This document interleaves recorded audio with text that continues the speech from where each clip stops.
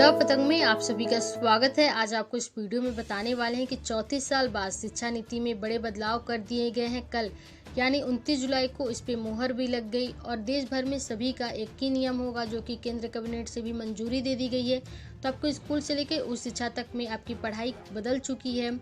School शिक्षा में अब जो फार्मूला होगा वो 5+3+3+4 के फार्मूले से पढ़ाई होगा और सिर्फ स्कूली शिक्षा में ही नहीं, आपकी उच्च शिक्षा में भी बड़े बदलाव कर दिए गए और सभी के लिए देश भर में अब एक ही नियम होंगे। तो ये बड़े बदलाव क्या किए गए हैं, ये फार्मूला क्या है, इसको लेके पूरी जानकारी आपको विस्तार से बताते हैं।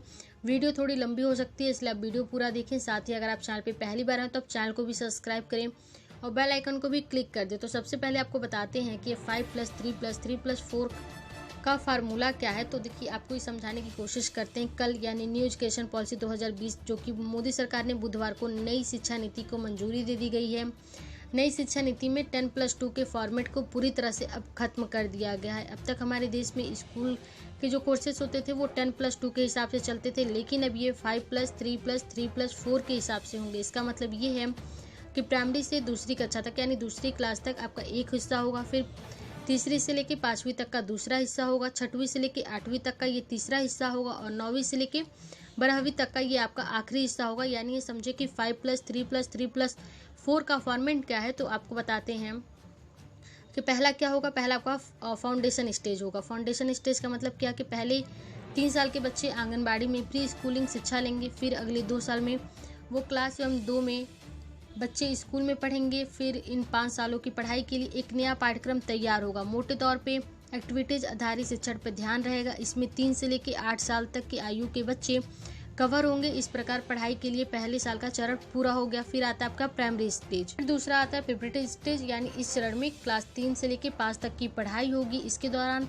प्रयोग के जरिए बच्चों को विज्ञान, गणित, कला आदि की पढ़ाई कराई जाएगी। 8 से लेकर 11 साल तक की उम्र के बच्चों को इसमें कवर किया जाएगा। उसके बाद देखिए, उसके बाद आता है मिडिल स्टेज। मिडिल स्टेज में क्या होगा, इसमें क्लास 6 से लेकर 8 तक की आपकी पढ़ाई होगी तथा आपकी जो उम्र होगी वो 11 से लेकर 14 साल की उम्र के बच्चों को कवर किया जाएगा। इसमें कक्षाओं में विषय के आधारित कोर्सेज पढ़ाए जाएंगे। कक्षा 6 में ही कौशल विकास कोर्सेज भी शुरू हो जाएंगे। इसके बाद आता है सेकेंडरी स्टेज। सेकेंडरी स्टेज में क्या होगा कि क्लास 9 से लेकर 12 तक की पढ़ाई 2 चरण में होगी, जिसमें कि विषयों का गहन अध्ययन कराया जाएगा। विषयों को चुनने की भी आज़ादी आपको दी जाएगी। पहले क्या व्यवस्था होती थी कि पहले जो आपकी सरकारी स्कूलों में प्री स्कूलिंग नहीं होती थी, जैसे कि आपको 1 से लेकर क्लास 10 तक की आपकी समान पढ़ाई होती थी, फिर क्लास 11th में आपको विषय चुनने का मौका दिया जाता था। तो अब क्या हुआ है, अब जो नई शिक्षा नीति आई है उसमें आपकी स्कूल से लेकर उच्च शिक्षा तक में तो बड़े बदलाव किए गए हैं।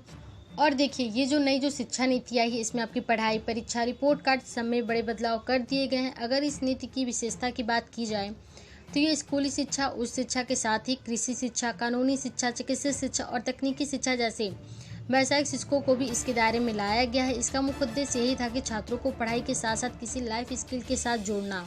अभी तक आप आर्ट, म्यूजिक, क्राफ्ट, स्पोर्ट, योग आदि को एक सहायक कोर्स यानी को करिकुलम या फिर अतिरिक्त पाठ्यक्रम यानी एक्स्ट्रा सर्कुलम एक्टिविटीज़ के तौर पे पढ़ते आए।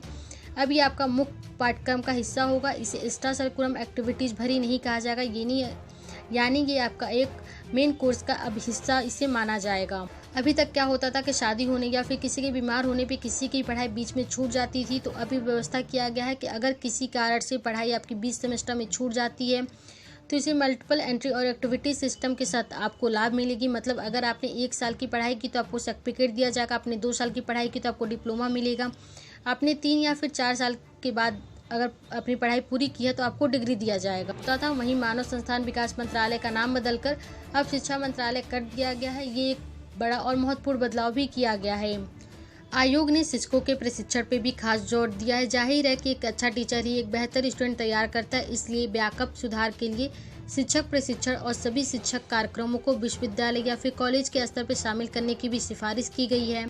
सरकार अब नेशनल करिकुलम फ्रेमवर्क तैयार करेंगे। इसमें इसी स्कूल टीचर्स, एल्डर एजुकेशन को जोड़ा जाएगा। बोर्ड एग्जाम को भी भागों में बांटा जाएगा। अब 2 बोर्ड परीक्षाओं को तनाव को कम करने के लिए बोर्ड 3 बार परीक्षा भी करा सकते हैं। इसके अलावा बच्चों के रिपोर्ट कार्ड में लाइफ री स्किल्स को भी जोड़ा जाएगा। जैसे कि अगर आपने स्कूल में कुछ रोचक पर सीखा है तो उसकी रिपोर्ट कार्ड में भी आपको जगह मिलेगी, जिससे कि बच्चों में लाइफ री स्किल्स का भी विकास हो सके। अभी तक रिपोर्ट कार्ड में ऐसा कोई भी प्रावधान नहीं होता था। सरकार का लक्ष्य ये है कि वर्ष 2030 तक हर बच्चों के लिए शिक्षा सुनिश्चित की जाए। इसके लिए एनवायरमेंटल को 100% तक लाने की लक्ष्य है। इसके अलावा स्कूली शिक्षा को निकालने के बाद हर बच्चे के पास लाइफ री स्किल्स भी हो, जिससे कि वह जिस क्षेत्र में काम करना चाहता है वो आसानी से कर सकता है।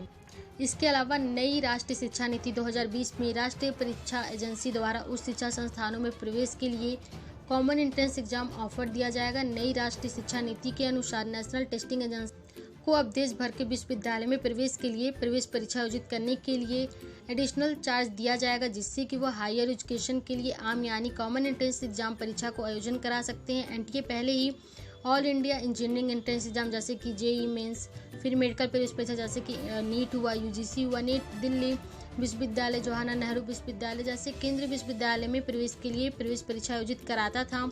पाठ्यक्रम में भारतीय ज्ञान पद्धतियों को शामिल करना, राष्ट्रीय शिक्षा आयोग का गठन करके प्राइवेट स्कूलों को मनमानी तरीके से फीस बढ़ाने से रोकने की भी सिफारिश की गई है। ये राष्ट्रीय शिक्षा आयोग भारत की प्राचीन ज्ञान पद्धतियों को समग्र के साथ शिक्षा से जोड़ने का काम करेंगे। रिसर्च में जाने वालों के लिए भी कई नई व्यवस्था की गई है। उनके लिए 4 साल के डिग्री प्रोग्राम का विकल्प दिया गया है, यानी 3 साल की डिग्री के साथ 1 साल का एमए करके आप एमफिल की ज़रूरत अब आपको नहीं होगी। इसके साथ ही आप सीधे पीएचडी में जा सकते हैं। इसका मतलब ये हुआ कि सरकार ने नई शिक्षा नीति में अब एमफिल को पूरी तरह से खत्म करने की बात कही गई है।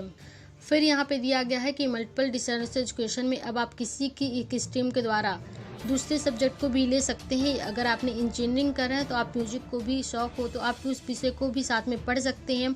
अब स्ट्रीम के अनुसार सब्जेक्ट लेने पर भी जोर नहीं होगा। पहले जैसे स्ट्रीम के अनुसार सब्जेक्ट का चुनाव करना होता था, तो अब उसमें भी बदलाव किया गया है। अगर आप इंजीनियरिंग के सब्जेक्ट लेते हैं, अगर आपको म्यूजिक का शौक है तो आप म्यूजिक के भी सब्जेक्ट ले सकते हैं। तो इस तरह से इसमें एक बड़े बदलाव कर दिए गए हैं, जहाँ पे आपकी पढ़ाई भी हो। अगर आपको किसी में शौक होता है तो आप अपने शौक को भी पूरा कर सकते हैं। इसके अलावा अगर प्राथमिक स्तर पर शिक्षा में बहुभाषी को प्राथमिकता के साथ ही शामिल करने और ऐसी भाषा शिक्षकों की उपलब्धि को महत्व दिया गया है जो बच्चों को घर की भाषा समझते हैं। ये समस्या राष्ट्रीय स्तर पर विभिन्न राज्यों में दिखाई देती है। इसलिए पहले से 5वीं तक की जहाँ तक संभव हो मातृभाषा का इस्तेमाल शिक्षण के माध्यम के रूप में किया जाए। जहाँ घर और स्कूल की भाषा अलग अलग है, वहाँ 2 भाषाओं का इस्तेमाल का सुझाव दिया गया है। लड़कियों की शिक्षा जारी रहे, इसके लिए उनको भावनात्मक रूप से सुरक्षित वातावरण देने का भी सुझाव दिया गया है। इसके लिए कस्तूरबा गांधी बालिका विद्यालय का विस्तार 12वीं तक करने के सुझाव नई शिक्षा नीति 2019 में ही है। यूएसए की एनएफएस यानी नेशनल साइंस फाउंडेशन की तर्ज पे ही सरकार ने एनआरएफ यानी नेशनल रिसर्च फाउंडेशन ला रही है। इसमें न केवल साइंस बल्कि सोशल साइंस भी शामिल होंगे। ये बड़े प्रोजेक्ट की फाइनेंसिंग करेंगे। ये शिक्षा के साथ ही रिसर्च में युवा को आगे आने में मदद करेंगे। क्लास 1 और क्लास 2 में भाषा और गणित पर काम करने पर जोर देने की बात नई शिक्षा नीति में शामिल है। इसके साथ ही 4वीं व 5वीं यानी क्लास 4 और 5 के बच्चों के साथ लेखन कौशल पर काम करने पे भी ध्यान देने की बात कही गई है। इसके लिए भाषा साप्ताहिक, गणित साप्ताहिक एवं भाषा मेला या फिर गणित मेला जैसे आयोजन होंगे। इसमें पुस्तकालय को जीवंत बनाने और अन्य एक्टिविटीज़ को करने पर ध्यान देने की बात कही गई है। जैसे बच्चे स्टोरी टेलिंग, रंगमंच, ग्रुप स्टडीज, पोस्टर या फिर डिस्प्ले में भी सीख सकेंगे। बच्चों को किताब के अलावा दूसरे माध्यम से सिखाने पर जोर होगा। ये बच्चों के बस्ते का बोझ कम करने का उद्देश्य अर्ली चाइल्ड केयर एवं एजुकेशन के लिए करिकुलम एनसीईआरटी द्वारा तैयार किए गए 3 से 6 वर्ष के बच्चों के लिए डेवलप किया जाएगा। इसमें बुनियादी शिक्षा जैसे कि 6 से 9 वर्ष के लिए फाउंडेशन, लेटर्स एवं न्यूरमेंस पर नेशनल मिशन शुरू किया जाएगा। शिक्षकों को सपोर्ट के लिए टेक्नोलॉजी के इस्तेमाल को प्रोत्साहित करने की बात भी नई शिक्षा नीति में शामिल है। इसके लिए कंप्यूटर, लैपटॉप, फोन इत्यादि के जरिए विभिन्न ऐप के इस्तेमाल करके शिक्षकों को रोचक बनाने की भी बात यहाँ पे कही गई है। तो यहाँ पे आप देख सकते हैं कि नई जो शिक्षा नीति लागू हुई है इसमें कुछ बड़े बदलाव किए गए हैं। अगर एक 5वीं तक में मातृभाषा, स्थानीय भाषा और राष्ट्रीय भाषा में आपको पढ़ाया जाएगा। इसके अलावा जो बदलाव किए गए हैं 5वीं में, उसमें क्या होगा कि बाकी अंग्रेजी ही क्यों ना हो, आपको विषय के तौर पर बस पढ़ाई होगी। अगर वहीं पे क्लास 9 से लेकर 12 तक की पढ़ाई में क्या क्या बदलाव हुए हैं, अगर इसके बारे में बात की जाए तो ये होगा कि क्लास 9 से लेकर 12 तक में अब आपको सेमेस्टर की परीक्षाएं कराई जाएंगी।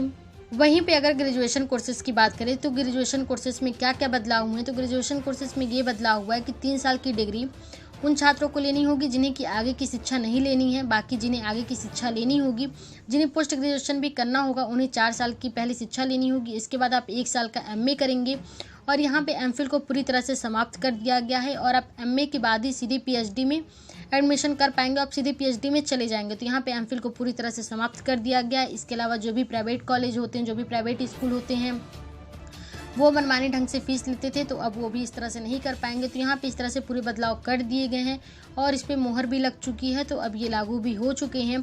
बाकी अगर आपको किसी तरह की कोई भी समस्या होती है तो आप कमेंट करके ज़रूर बताएं और चैनल को भी सब्सक्राइब करें।